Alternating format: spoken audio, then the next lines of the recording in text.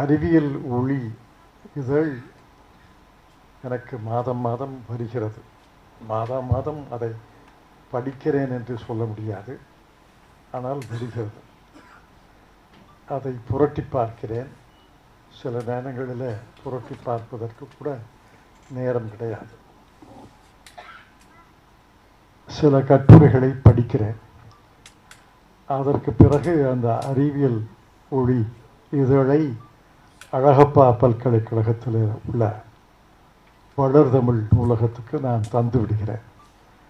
அவர்கள் சந்தா கட்டுகிறார்களா இல்லையா என்று எனக்கு தெரியாது. ஆனால் அடுத்த மாதத்திலிருந்து அவர்களை சந்தா கட்டச் சொல்கிறேன். ஏன்னா சந்தா இல்லாமல் எப்படி ஒரு பத்திரிகை இதழ் வெளியாகும் என்று எனக்கு புரியவில்லை. 19 ஆண்டுகள் இந்த அறிவியல் ஒளியை ஆசிரியராக இருந்து நடத்துகிறார் திரு சிதம்பரம் அவர்கள். 3000 பிரதிகள் தான் விற்கின்றன என்று சொன்னார். அது ஒரு வகையில் அவருக்கு மகிழ்ச்சியாக இருக்கும். ஆனால் எனக்கு ஒரு வகையில் வருத்தம். 3000 பிரதிகள் தானே விற்கிறதா என்றால் எப்படி அறிவியல் பரவும் என்று எனக்கு தெரியவில்லை. தமிழ்நாட்டில் பல பல்கலைக்கழகங்கள் இருக்கின்றன. ஏறத்தாழ 19-20 பல்கலைக்கழகங்கள், அரசு பல்கலைக்கழகங்கள், மத்திய பல்கலைக்கழகம், தமிழ் பல்கலைக்கழகம், தனியார் பல்கலைக்கழகம் என்ற சேர்த்தா கூட்டினால் அது 30-40 தாண்டும். 30-40 பல்கலைக்கழகங்கள் என்பது ஒரு மாநிலத்தில் இருப்பது பெரிதல்ல. அமெரிக்கா போன்ற நாடுகளில் ஒரு மாநிலத்திலேயே பல பல்கலைக்கழகங்கள் இருக்கின்றன. சிறிய ஐரோப்பிய நாடுகளிலே கூட பல பல்கலைக்கழகங்கள் இருக்கின்றன. பொது பல்கலைக்கழகங்கள் குறிப்பான சிறப்பான ஒரு பாடத்துக்கு ஒரு பொருளுக்காக பல்கலைக்கழகம் என்று பல பல்கலைக்கழகங்கள் இருக்கின்றன. அதை போன்ற பல பல்கலைக்கழகங்கள், அரசு பல்கலைக்கழகங்கள், மத்திய அரசு பல்கலைக்கழகங்கள், தனியார் பல்கலைக்கழகங்கள் வருவதை நான் வரவேற்கிறேன். ஆனால் அவர்களெல்லாம் இந்திய மொழிகளிலே அக்கறை செலுத்த வேண்டும். பேராசிரியர் சண்முகசுந்தரம் அவர்களை கேட்டேன், இவ்வளவு நல்லா பேசுகிறீங்களே, அண்ணா பல்கலைக்கழகத்தில் வகுப்பு நடத்தும்போது பயிற்சி மொழி தமிழா ஆங்கிலமா அல்லது மணிப்பிரவாளமா என்று கேட்டேன். ஆங்கிலத்தில் தான் அப்படின்னு சொன்னார். ஆங்கிலத்தில் சொல்வதில் தவறு கிடையாது. என்னை பொறுத்தவரையில் ஆங்கிலத்தில் தான் என்னால் அறிவியல் போன்ற பொருள்களை ஈர்த்து கொள்ள முடியும். அது நான் வளர்ந்த சூழ்நிலை. ஆனால் பெரும்பகுதி மாணவர்கள், ஏறத்தாழ 85-90% மாணவர்கள், அவர்கள் வளர்ந்த சூழ்நிலை அந்த தாய்மொழியில் தான் ஈர்க்க முடியும். உங்களுக்கே தெரியும், ஆங்கிலம் மட்டும் பாடமாக இருந்தால் மட்டும் போதாது. ஆங்கிலம் பாடமாக இருந்தாலும் பல பேர் ஆங்கில வகுப்புக்கு பிறகு பள்ளிக்கூடத்துக்கு வளாகத்துக்கு தாண்டி தாய்மொழியில் தான் பேசுகிறாங்க. இப்போ வழக்கறிஞராக நான் பணியாற்றுகிறேன். வழக்கு நீதிமன்றத்தில் கூட உச்ச நீதிமன்றம் என்று இருந்தால் உச்ச நீதிமன்றத்தில் மொழி ஆங்கிலம்தான். எல்லா வாதங்களும் ஆங்கிலத்தில் தான் இருக்க வேண்டும். எல்லா தீர்ப்புகளும் ஆங்கிலத்தில் தான் இருக்கும். ஒரு 20-30 ஆண்டுகளுக்கு முன்னாடி வழக்கறிஞர்கள் மத்தியில் உரையாடும் போது உச்ச நீதிமன்ற நீதிபதி மன்றத்துக்கு வெளியே உரையாடும் போது ஆங்கிலத்தில் தான் பேசினாங்க. இப்போ இந்தியில் தான் பேசுகிறாங்க. பெரும்பகுதி இந்தியில் தான் பேசுகிறாங்க. ஒருவேளை சட்ட மொழியில் பேச வேண்டும் என்றால் ஆங்கில சொற்களை கலந்து பேசுகிறார்கள். ஆனால் உரையாடும் போது எந்த வழக்கு எந்த நீதிமன்றத்தில் வழக்கு நடக்குது, எந்த வழக்குக்கு போகிறீங்க அப்படின்னா இந்தியில் தான் பேசுகிறாங்க. அது இயல்பு தான், அது இயல்பு தான். தாய்மொழியில் ஒரு பொருளை சொல்ல முடியாது என்பதை நான் ஏற்றுக்கொண்டதே கிடையாது. தாய்மொழியில் ஒரு பொருளை சொல்ல முடியும். குறிப்பாக அறிவியல் பொருள்களை சொல்ல முடியும். ஆனால் நம்ம தயங்குறதுக்கு காரணம் அந்த பழக்கம் வழக்கம்தான். ஆங்கிலம் வேண்டாம் என்று நான் சொல்லவில்லை. ஆங்கிலம் வேண்டாம்னா என்னால் புதிய பொருள்களை கற்கவே முடியாது. தமிழ் படிப்பேன், தமிழ் எழுதுவேன். ஆனால் புதிய பொருளை ஈர்ப்பதற்கு, உள்வாங்கிக் கொள்வதற்கு எனக்கு ஆங்கிலம் தான் தேவைப்படுகிறது. ஆனால் 100க்கு 90 பேருக்கு தாய்மொழி தான் தேவைப்படுகிறது, தாய்மொழி தான் பயன்படுகிறது. ஒரு தாய்மொழியில் அறிவியல் பொருள்களை சொல்ல முடியாது என்பதற்கு மறுப்பு சான்றுகள் சீனா, ரஷ்யா, ஜெர்மன் நாடுகள் தான் சான்றுகள். ஸ்பானிஷ் மொழி உலகத்தில் ஆங்கிலத்துக்கு பிறகு மிக மிக பரவலாக பேசக்கூடிய மொழி ஸ்பானிஷ் மொழி. தென் அமெரிக்காவில் உள்ள எல்லா நாடுகளிலையும் ஸ்பானிஷ் பேசப்படுகிறது. ஸ்பெயினில் ஸ்பானிஷ் பேசப்படுகிறது. போர்ச்சுகலில் ஸ்பானிஷ்லேருந்து மழுவிய மொழி பேசப்படுகிறது.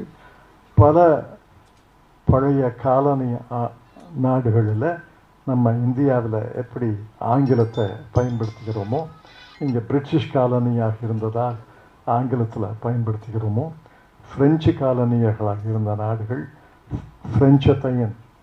ஃப்ரெஞ்சு மொழியைத்தான் பயன்படுத்துகிறார்கள். ஸ்பானிஷ் நாட்டினுடைய காலனிகளாக இருந்த நாடுகள் ஸ்பானிஷை பயன்படுத்துகிறார்கள். அவர்களெல்லாம் அவர்கள் நாட்டு மொழியில், தாய்மொழியில் ஒரு அறிவியலை புரிந்து கொள்ள, உள்வாங்கிக் கொள்ள, எழுத முடிய, சொல்ல முடிய, பேச முடிய, ஆராய்ச்சி செய்ய முடியும் என்றால் இந்தியாவிலேயே தாய்மொழிகளில் பண்ண முடியும். அது ஒன்றும் சந்தேகமே கிடையாது. இப்போ திரு அப்துல் கலாம் அவர்கள், டாக்டர் அப்துல் கலாம் அவர்கள் தமிழில் தானே படித்தார். பிறகு அவர் ஆங்கிலத்தில் சரளமாக பேசினார் என்பது வேறு. ஆங்கிலத்தில் சரளமாக பேசுவதற்கு அவர் பாடுபட்டார், பயிற்சி பெற்றார். சுய பயிற்சி. ஆங்கிலத்திலையும் சொல்ல முடியும், தமிழ்லையும் சொல்ல முடியும். நீங்கள் ஆங்கிலம் படியுங்க. ஆங்கிலத்தில் தான் ஏராளமான நூல்கள் வருகின்றன, அறிவியல் நூல்கள் வருகின்றன, கட்டுரைகள் வருகின்றன, ஆய்வுக் கட்டுரைகள் வருகின்றன. ஆங்கிலத்தில் தான் மிக மிக அதிகமான அறிவியல் நூல்கள், கட்டுரைகள் வருகின்றன. ஆக அறிவியலை முழுமையாக ஈர்த்து கொள்ள வேண்டும் என்றால் நீங்கள் ஆங்கிலம் அவசியம். இப்போ போய் சைனீஸையும் ரஷ்யன் மொழியையும் ஸ்பானிஷ் மொழியையும் ஜெர்மன் மொழியையும் நீங்கள் கற்க முடியாது. ஒரு சிலர் கற்கலாம், பேசுவதற்காக கற்கலாம். ஆனால் பெருவாரியான மக்கள் அந்த மொழிகளை கற்க முடியாது. நமக்கு உள்ள ஒரே அந்நிய மொழி, எளிதாக கற்றுக்கொள்ளக்கூடிய மொழி, அதற்கு ஆசிரியர்கள் உள்ள மொழி, பள்ளியில் கல்லூரியில் பாடமாக இருக்கக்கூடிய மொழி ஆங்கிலம்தான். ஆக ஆங்கிலம் அவசியம். ஆனால் தமிழும் அவசியம், தாய்மொழியும் அவசியம் என்பதை நீங்கள் புரிந்து கொண்டால் போதும். தாய்மொழியில் தானே கற்றோம், தமிழில் தானே கற்றோம். நம்ம எப்படி விஞ்ஞானி ஆக முடியும்? நம்ம எப்படி உயர்ந்த அறிவியல் மேதையாக முடியும்னா தவறு. பல மேதைகள், பல அறிஞர்கள் தாய்மொழியில் தான் மேதைகளாக ஆகியிருக்கிறார். ஆக நீங்கள் தாய்மொழியும் ஆங்கிலமும் இருமொழி பயிற்சி பெற்றால் நிச்சயமாக அறிஞராக, மேதையாக ஆக முடியும் என்பதில் கொஞ்சம் கூட அச்சம் வேண்டாம், தாழ்வு மனப்பான்மை வேண்டாம். நமக்கு தமிழ் தாய்மொழி, ஆங்கிலமும் ஒரு அறிமுகமான மொழி, கற்றுக்கொள்ளக்கூடிய மொழி என்று இரு மொழிகளையும் கற்று நீங்கள் அறிஞர்களாக, அறிவியல் அறிஞர்களாக வர வேண்டும் என்று வாழ்த்துகிறேன். அறிவியல் என்பது இன்னும்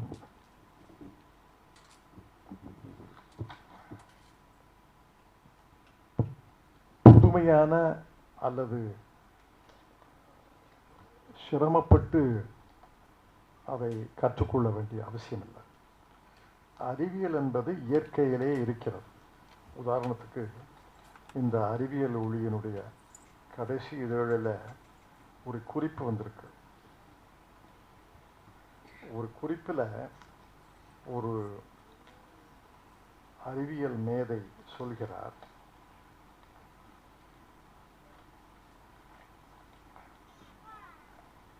அறிவியல் அறிஞரின் கூற்று என்று இதில் தமிழில் சொல்கிறேன். கணிதவியலாளர் ஒருவர் விதிகளை தாமே வகுத்து கொள்ளும் ஒரு விளையாட்டை விளையாடுகிறார். Mathematician designs his own steps and formula and hypothesis. அதே வேளையில் இயற்பியலாளர் ஒருவர் விதிகள் இயற்கையாலேயே வழங்கப்பட்டிருக்கும் என்ற விளையாட்டை விளையாடுகிறார். Physicist plays a game in which the rules are provided by nature. அப்போ இந்த A.M. Drake என்ற அறிவியல் அறிஞர் முடிக்கிறார், ஆனால் காலம் செல்ல செல்ல கணிதவியலாளருக்கும் சுவாரஸ்யமாக தோன்றும் விதிகள் அனைத்தும் இயற்கை தேர்ந்தெடுத்துள்ள விதிகளை தாம் என்பது மேலும் மேலும் தெளிவாகிறது. As time goes, it becomes increasingly evident that the rules which the mathematician finds interesting are the same as those which nature has chosen. இயற்கையில் என்ன இருக்கோ அதைத்தான் எல்லாரும் கண்டுபிடிக்கிறோம்.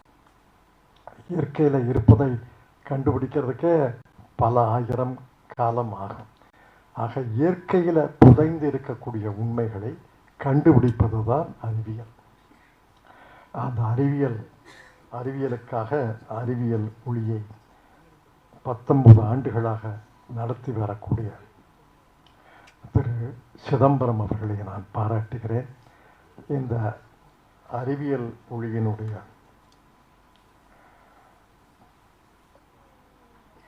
திறனறை தேர்வில் வெற்றி பெற்ற மாணவர்களுக்கு என்னுடைய வாழ்த்துக்கள், என்னுடைய ஆசீர்வாதங்கள்.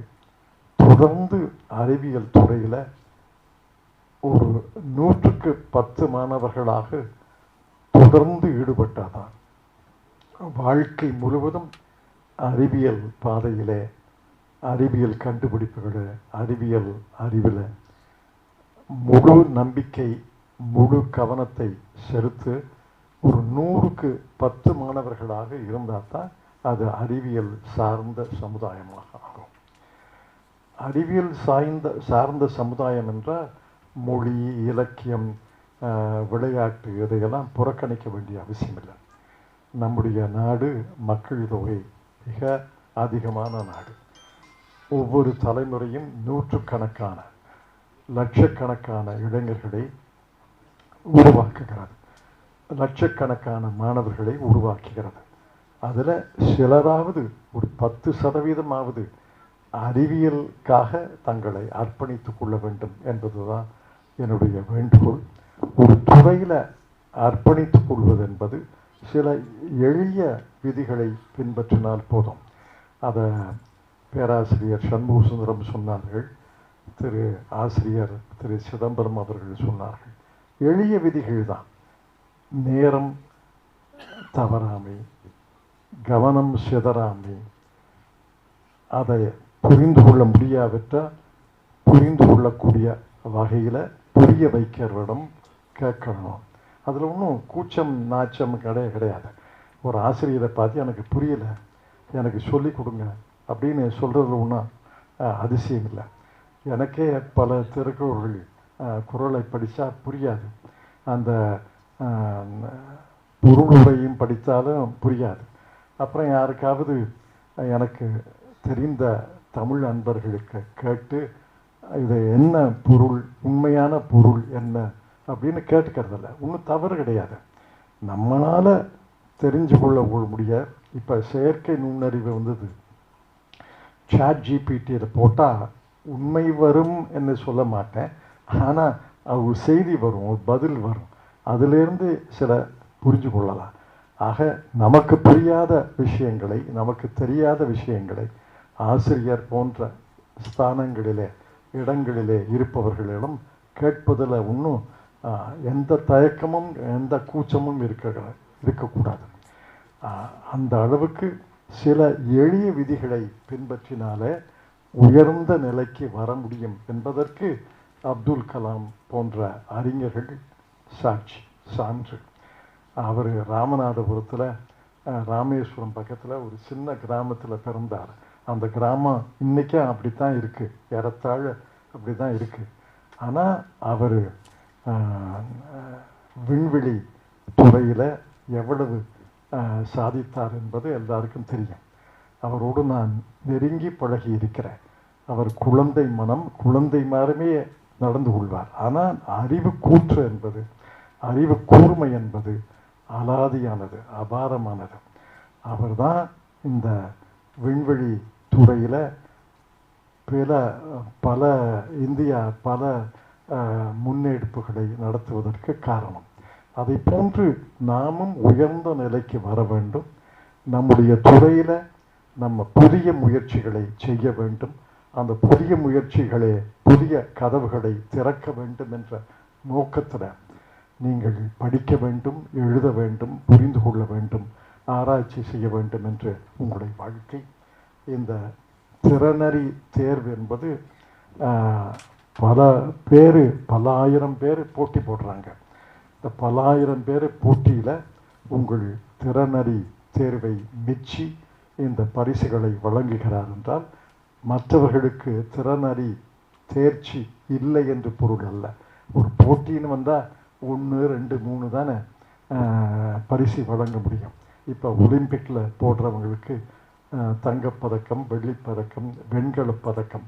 அதுக்காக 4வது வந்த அவருக்கு தேர்ச்சி கிடையாதுன்னு அர்த்தம் கிடையாது. இந்த தேர்ச்சியில் கலந்து கொண்ட மாணவ மாணவியர்கள் நீங்கள் முதன்மை பெற்றிருக்கிறீர்கள். அதற்காக வாழ்த்துக்கள், பாராட்டுக்கள்.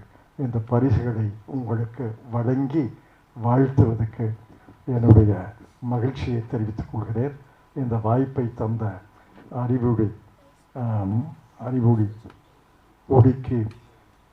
அறிவியல் ஒளிக்கு என்னுடைய நன்றியை தெரிவித்து விடைபெற்றுக் கொள்கிறேன். வணக்கம்.